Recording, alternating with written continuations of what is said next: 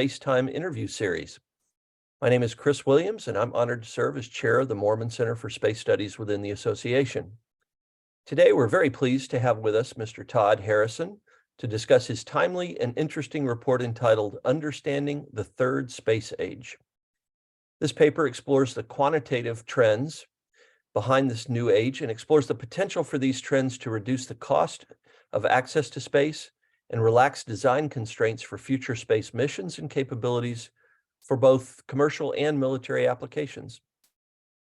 Todd is well known to many on SpaceTime, but for those who don't know him, he is the managing director of Maitreya Strategic Insights, where he leads the company's efforts to conduct innovative, insightful, and pathfinding research. Prior to joining Maitreya in May 2022, Todd was the Senior Fellow and Director of Defense Budget Analysis and the Aerospace Security Project at the Center for Strategic and International Studies. Todd is also a highly valued member of NSSA's Distinguished Board of Advisors. He's an outstanding analyst and a great partner. A quick word about our format. Todd will start us off with some insights and highlights from his recent paper, has a presentation to give there, and then we will turn to Q&A. And as with all SpaceTime interviews, we strongly encourage audience participation. If you have a question for Todd, please use the Q&A button at the bottom of your screen, and I'll do my best to get through as many audience questions as possible. Now, without further ado, I'm pleased to turn the mic over to Todd Harrison. Todd, the floor is yours, and welcome back. Hi, thanks, Chris. Yeah, it's good to be back and excited to talk about this. It's kind of a fun topic to talk about, looking at broader trends that are going on in the space domain. And this is something that I previewed when we had the space budget SpaceTime talk a few weeks ago. But the paper's out now, and I'm glad to be here to talk a little about it. If folks want to follow along, what I'm actually going to be doing is I talk through what I found in the paper. I'm going to be going through something we call the space dashboard, and it's up there on our website at this address here that you can see, maitreya.aero/space-dashboard. If you go there, then you can click on this link and it will open up the space dashboard here. And let me jump right into it. And the title of the paper, Understanding the Third Space Age, you might be wondering, okay, third, what about the first and the second? And so the beginning of the paper, I kind of briefly go through and define that. And, I want to give credit here to Tom Crimmins over at NASA, who many in the audience may know. Tom is the first person that I'm aware of that actually published something talking about dividing the space age into a first, a second, and when he wrote about it, he was leaving off at what I think now is probably the end of this second space age, and so others in the Space Force included, like Lieutenant General Shaw, have talked about a third space age now. Well, the first space age, if you look at this chart, this is the number of launches each year, number of successful orbital launches. You can see here, obviously, Sputnik 1957, just getting started, putting things in space, quickly ramps up. The blue is the United States, orange is the Soviet Union, and you can see it gets to a pretty high launch rate very quickly. And that is really the first space age, all the way to about 1990. 91 was the end of the first space age, because you see a clear change in the pattern. Instead of continuing this high launch rate, it starts to decline rapidly, and that is driven by the fall of the Soviet Union. The orange here transitions into being Russia rather than the Soviet Union, and they simply could not support the same kind of launch rate. The other trend you start to see happen in the later years of the second space age, after the launch rate has gone down significantly, is you start to see growth, but the growth is in countries other than the United States and now Russia. And then, you start to see that growth continue, especially the purple bars here. That's China's launch rate going up, and then it really starts to skyrocket just in the last few years. I have FY23. I'm sorry, not FY. I still got my budget hat on. Calendar year 2023 data here. And this is through May 21st, was the last update I put in here. And I'll keep updating this over time, so you can keep checking back on these charts. You can see, even though we're not even halfway through the year yet, pretty high launch rate already. And we're on pace right now to actually exceed total global launches that we saw in 2022. So I would argue that the second space age ended probably around 2015, 2016, the era that you see here. And that is really when we started to see reusability become a real thing, something that was, a commercial capability by SpaceX, be able to reuse that first stage, which then lowered the cost of launch, and it enabled a much higher launch rate. And so we see that trend really kicking into gear since 2020, 21, and 22. Another way of looking at it, number of launches that, that's interesting, but hey, what if those are all small launch vehicles, right? Or what if they're all heavy launch vehicles? It makes a big difference. That's why I came up with a metric called effective launch capacity. And so what I did here is, for every successful launch, I went and calculated, well, what is the effective capacity to LEO of that launch vehicle. Now, that doesn't mean that's what they actually launched, but it means it's the effective capacity if they launched at their maximum load to LEO as a reference orbit. What would that effective launch capacity have been? And you can see here the trends, 2000s, it kind of trended down for a while, especially the US here, the blue lines on the bottom. And then recently it has trended up quite a bit. Right now, we're launching about globally, 1,800 metric tons to orbit, effective tons to orbit each year. In 2022, that's what we hit.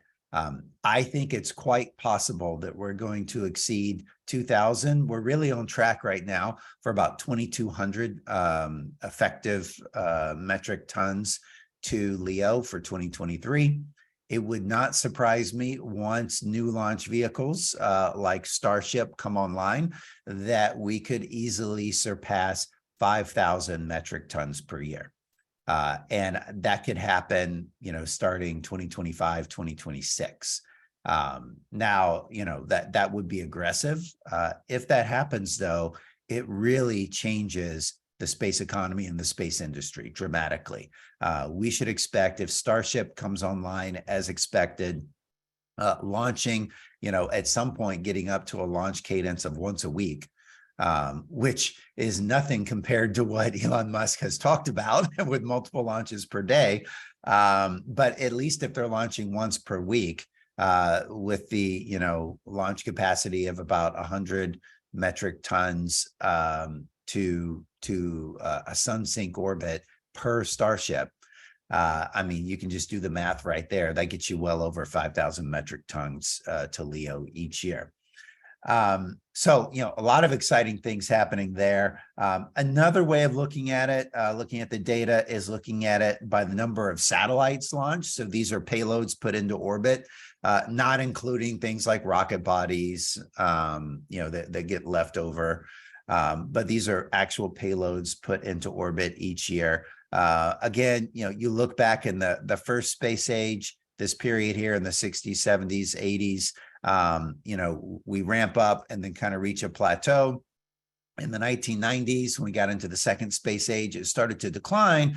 But then there's this blip here in the late 1990s where it started to go up. Well, that was the space bubble that many of us experienced at the time, where you had all these big companies coming out like Teledesic, Globalstar, Iridium, Orbcomm, with plans for these, rather large on-orbit constellations. Some of them launched.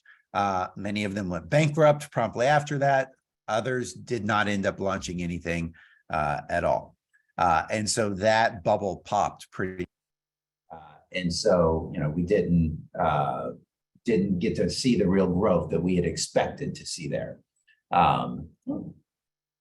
And so if you continue looking, though, once we get into, what we're calling the third space age now, you see the number of satellites being launched each year ramping up rapidly. And if you look at the color coding here, it is driven almost entirely by the United States. That is the clear trend. And if you dig a little bit deeper into that, it is almost entirely SpaceX launching their Starlink constellation. And you look at the numbers here so far in 2023, globally, we're almost at about half of what we launched last year, which means we are on track by the end of the year to exceed the number of satellites launched. And again, it's driven almost entirely by SpaceX. You can also look at satellites by type. And so this is just dividing them between academic, civil, commercial, military. In the first space age, the number of satellites being launched was really dominated by the military. And then second to that were civil space systems. But you look now, the trend is very different. Military is a small proportion of overall satellites being launched. And it is driven, predominantly by commercial satellites. Again, this is SpaceX with the Starlink constellation that's driving the trend that we're seeing right now. And then you also look at it by orbit that these satellites are going to. The vast majority of satellites in the third space age are going to a lower LEO orbit. In the past, it had been much more mixed. You look in the second space age, you see, many more satellites as a proportion going to GEO. Now it's LEO. Everything's about LEO and lower LEO in particular. So a lot of interesting trends there. Before I pause, Chris, and go to a Q&A, I do want to point out data sources here. Jonathan McDowell up at Harvard, publishes a great catalog he makes freely available, and T.S. Kelso at Celeste Track, their catalog as well. I've ingested both of those things and then some other data that I've had to collect on my own to make all these charts possible, but it wouldn't be possible without the work of these two folks and their organizations. So Chris, why don't I pause there and let's open it up and do some questions. That sounds great. Well, again, congratulations on a tremendous report, Todd. Very informative, chock full of information, and let's dive into it for sure. When commenting on SpaceX's launch of Starlink satellites, the report says, quote, "The total number of Starlink satellites launched in the past 2 years exceeds the total number of satellites launched by all U.S. entities, commercial, government, and academic, in the first and second space ages combined, which is a remarkable accomplishment." To what do you attribute this remarkable accomplishment? Is it simply the ingenuity and drive of Elon? Is it a welcoming regulatory environment? Are there technological breakthroughs, U.S. government funding for development of new launch vehicles? What do you attribute the success there? I think all of those played a bit of a role, but I think the real factor that made it possible and that is making this space age different than the second space age, I think the big difference is that the technology has improved to a point where these mega constellations are now possible and economically feasible. So, the technology that you can pack into the satellites has gotten much more powerful and smaller swap. But then at the same time, the cost of launch, because of reusability, has gone down. And so, you've got those trends that, the amount of capability you can put in a satellite of a given size has been going up, and that makes it more useful. And then the, ability to launch these satellites in mass, with these lower cost reusable launch vehicles, I think that has caused us to actually turn the corner that many of us, in the space world have been waiting to see for decades, but it looks like we've actually turned that corner now. But with that, I would caution that we're not in the clear yet, because again, this is largely being driven by one company that's made this possible. And yes, OneWeb is out there, much smaller constellation than SpaceX, and OneWeb is not driving the launch market like SpaceX is. But the cautionary note is, hey, just because you can pack a lot of capability into these satellites and you can build a mega constellation like Starlink, like OneWeb and others are planning, and a lot of the ISR constellations as well, like Planet and Hawkeye, ISI and Black Sky and others. Just because you can build it does not necessarily mean that there's a market for it. And a lot hinges, I think, on the market for LEO broadband satellite services. That is the key here to making this trend continue, is if that market actually materializes like companies expect it will, or at least some fraction of what they expect, right? This is, this hasn't been a big market in the past. It is largely unproven. And SpaceX right now is the leader out there trying to prove this market, being followed pretty closely by OneWeb. And then not far behind them are going to be others like Amazon's Kuiper constellation. Europe is planning a constellation. China's planning a constellation, right?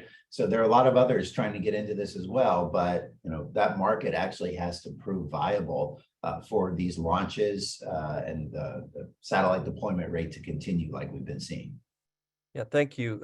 Your report notes that Planet Labs has launched nearly 400 satellites, and Swarm Technologies and Spire Global have launched more than 130 satellites each. Again, these are significant accomplishments. How do these and other companies balance their expectations for revenue from the U.S. government on the one hand, as opposed to sales to commercial markets on the other? Yeah, I think that's something that a lot of space companies, commercial space companies, have had to grapple with over the past few years. And what I've observed is that a number of these companies, start planning commercial space capabilities. And one of the ways to attract capital, especially venture capital, is to talk about all the different commercial markets that you can go into and all the potential that's there. But again, a lot of these commercial markets are unproven, right? And these are commercial space capabilities in some cases that are different than what existed before, or maybe entirely new. And so, those markets, as they're uncertain, what is much more certain is the government market and the national security market in particular. So I've seen a number of these commercial space companies make a bit of a pivot. And instead of focusing so much in their business planning on growing a commercial market, they're instead starting to pivot and say, oh yeah, but there is a near-term government market, right? And that may be the bridge that gets them to the point where this commercial market becomes a reality for them. But I think that initial government market is really important. And then from a government perspective, you see a lot of this private capital going into commercial space companies, and the government ought to be saying, hey, how can I leverage that? Right? I didn't write the requirements, I didn't spec this out. It's maybe not exactly what I wanted, but could I use it? Yes. If I can use it, I should start using it because some of these companies, and we've seen this happen just recently with companies like Virgin Orbit. If you're not there right now as a government customer using this capability and being a good customer, these things could go away before they actually have a chance to commercialize. And so I think that's part of the balancing act here for the government users is, hey, act now while you can, because if you don't, it may not be there in the future, and there may be ripple effects to what that does to the overall space industry. Absolutely. And along those lines, another question for you. A highly favorable private investment climate, as you note, has helped fuel efforts to start new companies, develop new satellite and launch systems, and field new capabilities. Yet some analysts note that the investment climate for space startups has cooled in recent months. What's your take on the current and future investment climate for commercial space systems in general, whether launchers or satellites? Yeah, I think that it may have been a bit overinvested in the past few years. People may have hyped it a bit too much, been a little too confident. I think we're at a point now where we may see a bit of a plateau and a shakeout. That, not all of the commercial space ventures that have started are going to succeed. that's normal. That happens in any market, right? And I think we may be at that point where we start to see a bit of a shakeout on the commercial space sector. But that shouldn't be something to scare people. That's a normal part of free markets, that, you know, the fittest survive. And so, yeah, there'll be a bit of a shakeout. I think that if people are smart on the government side and on the industry side, they ought to be looking at this as opportunities, right? Opportunities to go in and, you know, get people, get assets, get technology, and figure out how to make it work better, you know, and be more self-sustaining.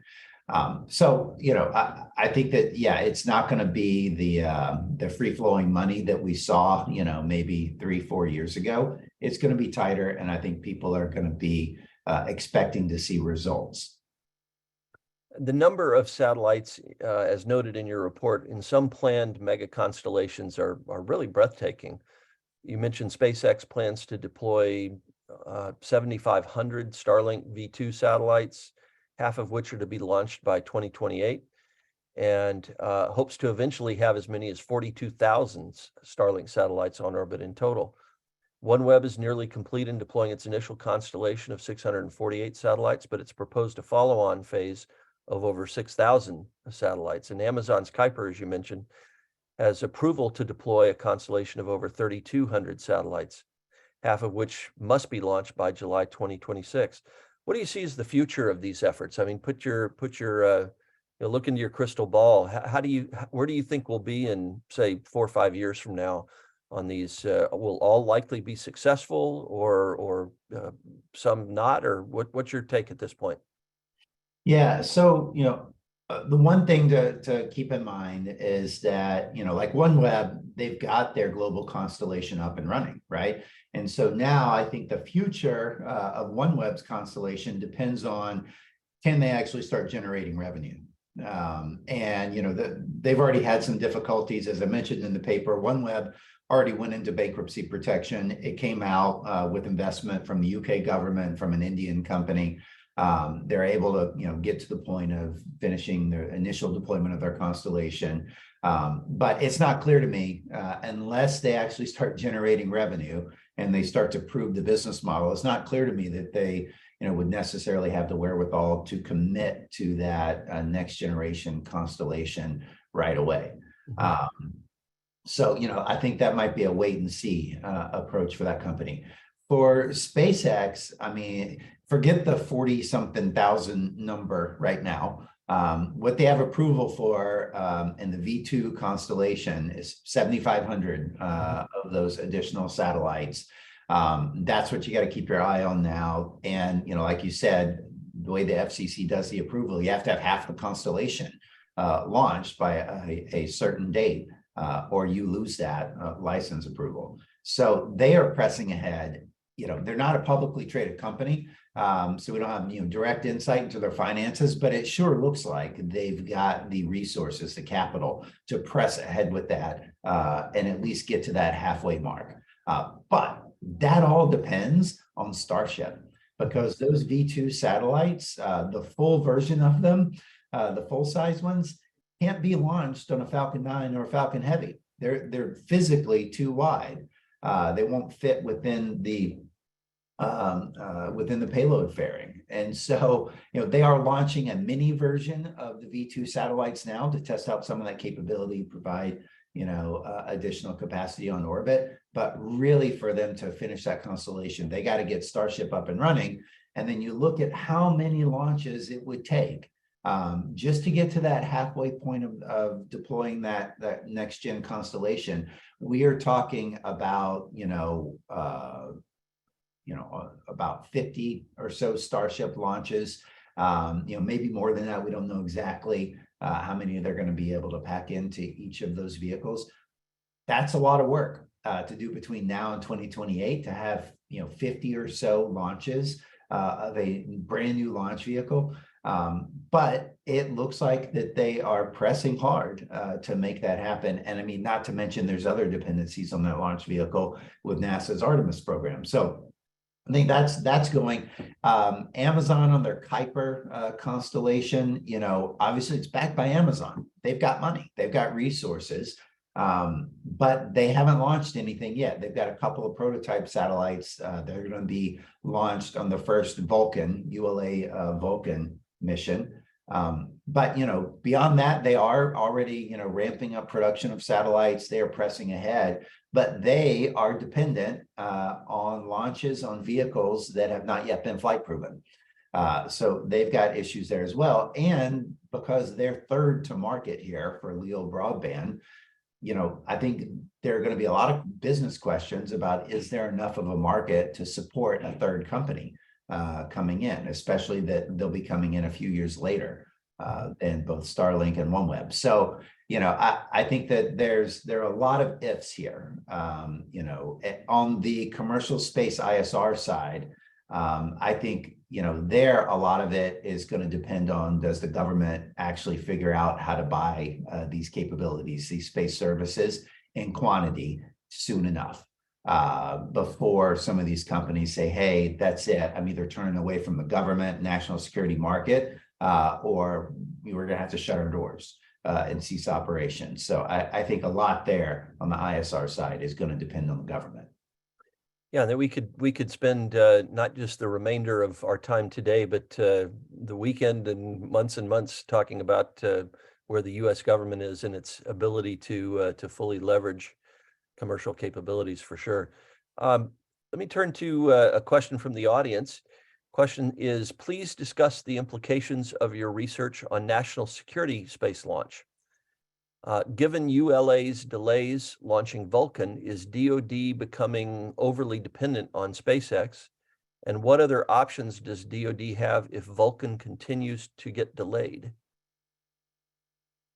Yeah, no, a great set of questions there. I think, well, if you just look here on the overview chart that I've got here, look at the number of Falcon 9 launches. So this is the green bar shows the number of successful launches last year. The blue bar is so far this year. And this is rank ordered by number of launches total, right? So it's Falcon 9 here at the head of the pack, followed by Chinese launch vehicle, the Electron launch vehicle from Rocket Labs, Chinese launch vehicle, Russian, you can scroll down the list here. Here's Falcon Heavy. And way down the list, you start to get to like, an Atlas V variant, right?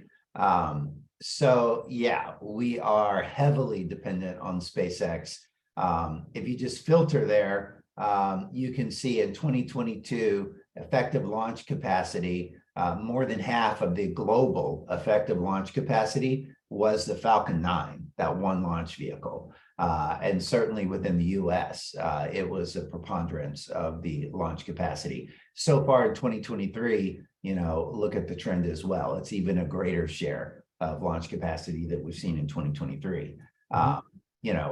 So yeah, we are heavily dependent on that. Now, ULA with its Vulcan, I just read a news article. They had some problem when they were doing testing just recently with the ignition system. Sounds like it's not going to be a huge problem, but they're having to roll that vehicle, back in to make a few more adjustments. The longer that launch schedule shifts, the more the Space Force in the interim becomes dependent on SpaceX and the Falcon 9 in order to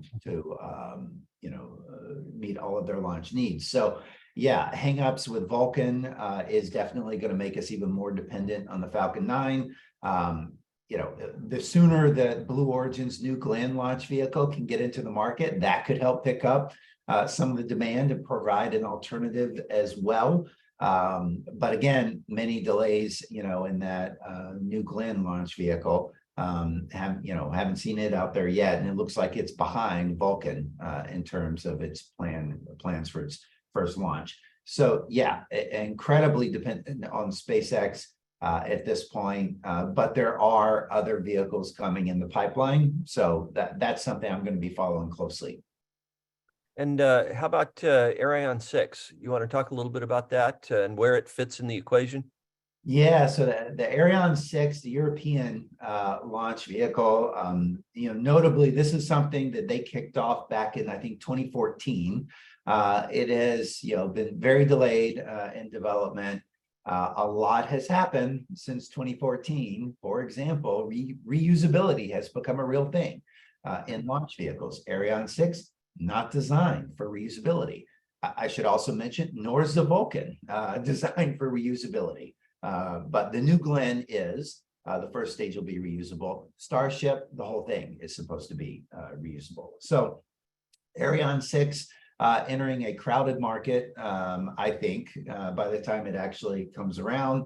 I think that the Europeans have a strong incentive to continue with that development program. I don't see it being a commercial success. I think it will be mainly so that Europeans retain a sovereign launch capability. Probably, I would not expect to see many launches per year on that. It's not going to be, or not likely to be, cost competitive with vehicles, like from SpaceX and Blue Origin. So, it'll happen. I think that it'll be mainly used for European launches, government launches, civil space, as well as national security. And it looks like it's a launch vehicle that will be, best suited for putting payloads in GEO. Again, not making it ideal for the massive constellations that, other commercial entities are talking about deploying. So I think it'll come along, but I wouldn't count on it being a large share of the overall market. Your report references plans by the Space Development Agency to field its own fleet of roughly 1,000 satellites in LEO by 2026 as part of the data transport and missile warning, missile track constellations. It's worth noting that SDA launched the first 10 Tranche 0 satellites recently.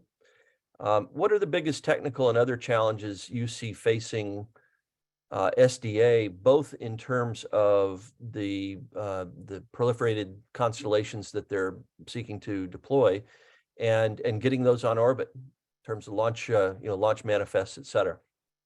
Yeah, what's interesting is I think that the biggest impediment to the SDA is something they appear to have overcome. And that is the institutional resistance to what they're trying to do, to build proliferated LEO constellations that, don't just complement, but can ultimately replace some of the space missions that have traditionally been performed by small numbers of satellites in GEO. Big juicy targets, as they're now called. So, they appear to have overcome a lot of that institutional resistance. Part of it is by brute force. I think that, the wisdom of setting up a separate agency to do this and not trying to do this under Space Systems Command, I think has proven to be a bit of genius. And we've got to give credit back to the previous administration when they set this up. Mike Griffin, Shanahan, and others who were involved in those decisions. I think it turned out to be a really great idea, putting this in a separate organization so that it could compete for missions with SSC. And looking at the budget request, and we discussed this, on the space budget, Mike Tierney had dug this up, that SDA over the next 5 years in the fight up, it's got about $20 billion in funding. So it's actually got the money, and it is spending it, and it is issuing contracts and those satellites to build out that constellation of roughly 1,000 satellites by 2026. It's in the pipeline. Those satellites, some of them are already being built. Others, the contracts are going to be awarded this year, next year. They've got money in there for launch. I mean, this is a real thing. This is happening. They do have the first, handful of satellites on orbit. I look forward to seeing, some of the initial results once they go through testing and check out the kind of capabilities that they're actually able to provide. I think it's going to end up being eye-watering, not just for the space community, but I think for the COCOMs, for the warfighters, when they see what you can actually do now from space using these proliferated LEO constellations, and the resilience that gives you by being so proliferated. I think it's really going to change things. And I was actually moderating a panel discussion a couple of weeks ago out of the Naval Postgraduate School with the SDA Director, Derek Tournier. And we're talking about, how can you change the acquisition system? This is an acquisition conference. And one of the questions from the audience was about the Navy, right? How can you get the Navy to move off of its dependence on the aircraft carrier, because the aircraft carrier is so vulnerable? What came out of the discussion, though, is, hey, the SDA and what they're doing with proliferated LEO is kind of doing that for the Space Force. The Space Force had traditionally a dependence on the aircraft carriers of space, which is the small number of big juicy targets in GEO. And the SDA has in parallel created an alternative that's more resilient, more capable, and is going to deliver, what are arguably better capabilities to the warfighter. And they've proven it out. And, I think the other services can actually start to learn from that example of how the SDA was able to essentially kill the aircraft carrier of the Space Force. We have a question from the audience, and it goes as follows. How does Astra come into play here? Although struggling both financially and with mixed launch results, what do you predict it will be their participation in the LEO market in the coming years? Yeah, there are a whole host, by some counts over 100 small launch companies that have been started. I think the market for small launches is quite small. They're not going to be cost competitive with ride shares, on some of the larger vehicles. They're not cost competitive now. I think they're going to be even less cost competitive in the future. I think small launch is a niche market. It's for folks who need to put a payload in a very specific orbit at a very particular time, and they're willing to pay a premium to do that. How much of a premium folks are willing to pay and how often they're willing to pay that premium remains to be seen. But I don't think many of these small launch companies are going to be able to survive. I think the leader right now that I see is Rocket Labs and what they're doing in the small launch sector. I think it's going to be really hard for other companies, for more than 2 or 3 companies to survive there. Now, Astra, watching what they've been doing, they had a number of failures in early test flights that really set them back. They ended up canceling development of the rocket they're working on, and now they've focused all their efforts on developing a newer, larger, well, still on the small side, but relatively larger rocket. And it's going to be a while before they have that ready for test launch. And I think that there is absolutely a chance that the opportunity, the market may slip them by and they're not able to continue. And you mentioned Rocket Lab and the innovative Electron rocket. They have 31 successful launches, I believe it is. To what do you attribute their success and in that business? I mean, I think that's one where they got in there early. I mean, there have been small launch vehicles all along throughout the space age. But in this kind of renewed commercialization that we're seeing in the third space age, they got in there early. They got their failures out of the way early. I think they had 3 failures. And so they've been working the kinks out of their system. And they've been making some evolutionary improvements along the way. And I think it was kind of getting in there early, first or near first to market is what really helped them. And now, they've got a new spaceport facility they can launch from in the US out of Wallops Island, not far from here in DC. I'm like pointing that direction. That's the direction. That's east. They go that way. Yeah, and so I think it's, I think it's really the fact that they got in there, right? And they persevered and they got through it. And so now they're able to capture part of the market. It's still going to be hard for them because on a cost per kilogram to orbit basis, they're not going to be cost competitive with like a SpaceX rideshare mission. But what they've got to seek out are those missions that need a very particular orbit that, trying to do it on a ride share with a space tug, ends up being, expensive in itself. Or when you need to launch at a very specific time to a very specific orbit. So I think that's where they got to focus their efforts. And I think the government is probably going to be one of those customers that is willing to pay a premium to put things at a specific orbit at a specific time, more so than commercial companies, because let's be honest, the government tends to be less price sensitive when it comes to these things. Right. Let's turn for a moment to the People's Republic of China. How is Beijing positioning itself for this new age?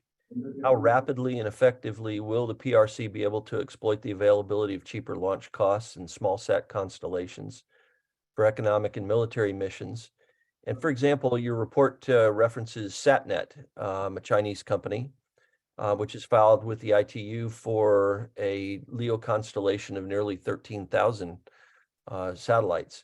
Can you tell us a little bit more both about what's known or not known about SatNet, and more broadly what China is planning in this area, both in terms of mega constellations and also launch vehicles? You know, not a whole lot is known publicly about that SatNet constellation and the plans of this entity that China set up to do this, other than the ITU filings. I'll say this. You know, the idea that they're going to launch 13,000 satellites, I'll believe it when I see it. I think that there's probably some element of the PRC where they saw what all was going on, you know, in the space sector. I'm sure that they've looked at charts like I've shown here and said, hey, we want to be part of that, right? We want to have our own sovereign capability for broadband SATCOM from LEO. And so they're trying to get into it, but here's the thing: is they're a little late, and they're trying to catch up. That has been the story with PRC throughout the different space ages, is they keep trying to catch up. And in many cases, like in launch, they have made a lot of progress to catch up, but they're still not where we are. And our commercial space companies are continuing to out-innovate the PRC, you know, space, you know, either the government side or the quasi-commercial companies within there. So I'm not too concerned about their ability to actually follow through on many of these plans. I think that, you know, they're going to keep trying to catch up to us and build their own sovereign capabilities, but, you know, not too confident that they're going to be that successful. Interesting. Well, they certainly take the long view and have some not insignificant ambitions in cislunar space and other activities. So we'll have to keep watching that for sure. Let's turn for a moment to the U.S. government response to the trends and developments that you have so effectively highlighted. To what extent have U.S. national security space organizations like the U.S. Space Force and the NRO taken advantage of reduced launch costs? And how would you grade the willingness and ability of the Space Force and the NRO, among others, to fully take advantage of significantly reduced costs? What should the U.S. government organizations do to be in a better position to leverage this potential dramatic decline in launch cost? Or, you know, where are we in the movie, so to speak, and how, you know, what constitutes a good ending in terms of where the national security space organizations inside the U.S. government are fully leveraging these developments? Yeah, I think that we're starting to see, you know, the national security enterprise more broadly start to be able to take advantage of these reductions in launch costs. So one example is, you know, the Space Force got around to finally allowing SpaceX to reuse boosters from launches for the U.S. military. At first, they didn't trust it. They didn't trust not only using a reused booster, a flight-proven booster, if you will. They didn't trust allowing the vehicle to maintain the additional margin needed to fly that booster back on government missions. They have since come around on that. I thought it was kind of funny at the time that they didn't trust it, even though, you know, SpaceX had proven this out again and again and again. So it took a while for the government and whoever's doing their analysis for them and the FFRDCs to actually come around to what was already an obvious conclusion in the commercial world. But now, you know, you start to see that reflected in, you know, lower price per launch. We're not fully taking advantage of it, though, in things like the National Security Space Launch Program, because the way that we've set it up. And the phase 2 of that program, when it was awarded, it has a 5-year duration, and it's a split award where each side is guaranteed a certain amount. And so you've awarded a duopoly at that point for those launches. What we see happening, though, is like the Space Development Agency and others in the U.S. government are contracting for other launches in other ways outside of NSS. And that's where you create a lot more competition. And like the SDA, when they launched those 10 satellites back in April, that was as part of a rideshare mission. You don't need to buy the whole launch. You can just buy part of it. We're seeing more of that happening. And then what they're talking about doing in the future of the NSSL program of opening it up more. What I would love to see is, for the main, medium to heavy lift launch contract, where you're talking dedicated launches for government missions. What I'd love to see is an approach where, they come out and every year have a new competition. And see what launch vehicles are available. I would divide the launches up so that to compete on that, you don't have to be able to hit all of these different reference orbits, and support all these different mission types. Divide it up and say, okay, we've got this group of missions that need a certain type of launch capability. Who wants to bid on that? Who wants to bid on all these others? Basically award it like task orders to qualified vendors. And let people on ramp with new launch vehicles as soon as they're available. Don't wait for a year, don't wait for 5 years for people to be able to qualify and get on the contract.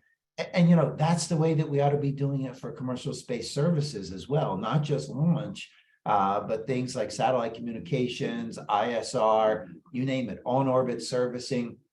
We ought to have continuous on-ramps where as soon as companies have a capability ready, they can get it certified, they can get on a contract vehicle, and then compete for task orders and compete it by task order. That's how you maximize the benefits of the commercial market. We're not quite there in a lot of areas, but I'm hopeful that folks on the contracting side and the acquisition community will gradually come around to this. Well, we as a nation have a relatively small number of very talented and effective contracting officers, and boy, is training and bringing in replacing folks who retire or move to industry or other is a high priority for sure, because contracting can be your friend or it can get in the way in a very significant way. Another question for you: the report notes that future launch costs, quote, have significant impacts on national security space in terms of both resiliency and threats. Lower costs and reduced design constraints would allow the U.S. Space Force to deploy proliferated LEO constellations more efficiently and replenish them more regularly, and it could allow more military missions to move or expand into space. However, this scenario could lead to greater proliferation of space capabilities in general, making space traffic management and space domain awareness more challenging. I view that as a true statement. SDA will become even more important. It's already very important. As you well know, General Dickinson every year in his testimony before Congress highlights the lack of effective SDA as his #1 shortfall and his #1 priority. But at the same time, the flip side of that coin is opportunity as well, as you note. And so my question for you is, should the Space Force and NRO view proliferated constellations in various orbits, could be LEO, could be other orbits, that are made feasible by lower launch costs as an opportunity to enhance SDA, and in particular, placing SDA sensors on even a small fraction of the proliferated satellite constellations being considered could dramatically increase the amount of SDA data being generated and help address the SDA shortfall highlighted by General Dickinson? Now, my view is there's a golden opportunity here for whether it's GFE, provided GFE, SDA sensors, small sensors that could go on these, even a tiny fraction of these mega constellations, for example, could in short order dramatically enhance our SDA position. What's your take on that idea, and whether it's being considered or should be considered, or what some of the challenges might be associated with that? Yeah, I think it's going to become a necessity to put some, SDA payloads on these mega constellations, just to be able to keep track of what's up there, what's happening in the environment. And it's an opportunity that never really existed before, right? The idea of putting, thousands of small sensors, relatively, small, low capability sensors, but putting thousands of them in orbit, so that you could be sensing from that many points in many different directions almost simultaneously. That's an incredible new opportunity. And that will give us a much greater awareness of not just where things are, but what they're doing, how they're performing. And, it could be anything from small, optical infrared cameras that can just be looking and scanning and say, hey, I just saw something, and try to match that up with, something in the catalog, and maybe update a TLE from that observation, or recognize I saw something, it's not in the catalog. We need to, task another sensor to go back and look at it. All the way up to like RF sensing capabilities in space, to be listening, like what am I hearing? What signals am I hearing? Where are they coming from? Is that something I expect to be transmitting, or is it something I am not expecting to be transmitting? And what might be the reason for that? So I think there's a lot of interesting things you can do with relatively small, simple payloads. But here's the thing, is these mega constellations, they're getting launched. These satellites are being built now. And if you want to get payloads on them, you got to act quickly. And you got to be ready to act. If you're going to give it as like government furnished equipment, you got to go quick, and you got to, move on some of these opportunities before they pass you by, so that they can get thrown on as a hosted payload, or maybe integrated into the design from the beginning, and get those payloads up there. But I think it's going to increasingly become a necessity that we have those proliferated on-orbit sensors, so that we can more effectively monitor and characterize what's going on in the space environment. Right. And I think we have time for one more question here. And let me pose that to you, Todd. Your report notes that it's possible that current favorable trends will moderate in the coming years, and launch prices may not fall precipitously or even at all. This could slow progress in national security space, particularly in efforts to deploy more resilient proliferated LEO constellations. Moreover, a slowdown could have broad effects across the space industry and lead to a third space age that's more akin to the latter years of the second space age, end quote. Tell us more about that. Which scenario do you believe will hold here, and why? And what are some of the factors, whether it's economic downturn or government gridlock, or war, whatever it might be, that could affect the outcome of that determination? Yeah, so what I think is the biggest determinant factor of whether we see this ramp up continue in space capabilities, or have it plateau or even collapse. The biggest determinant is the market for the LEO broadband services. I mean, that is a huge driver of whether these trends will continue. So let's just hypothetically, imagine a scenario where SpaceX realizes, hey, Starlink's not making money. It's not going to make money. That line of business, like, close it up. Let's walk away. If they were to stop launching Starlink at some time, then they really don't need the Starship, certainly not in the quantities that they're talking about. Yeah, they could support the Artemis program, but those are a handful of launches over many years. So we could see a lot of this dry up just from the LEO broadband market not materializing. And like I said before, it's largely unproven. They're proving it right now. So let's see if that happens. So a lot is really hinging on that, and we shouldn't kid ourselves. This is not, a certain thing that these trends will continue. It does have a lot of dependencies. Now, I don't think that's the most likely scenario. I think a more likely scenario is that some, but not all, of these mega constellations do succeed, and they do continue. Maybe Starlink never gets up to 40,000 satellites in orbit. But even if they just finish that 7,500 in the V2 constellation, if they just finish that, I think that's phenomenal in terms of the capabilities and where that puts this trend. OneWeb, I hope they continue and I hope they prove financially viable and start launching their next generation constellation, and Kuiper as well, right? Beyond that, like I said before, I don't see the Skynet Chinese constellation amounting to much. I don't think the European plans for building their own LEO broadband constellation, I don't see that materializing into much.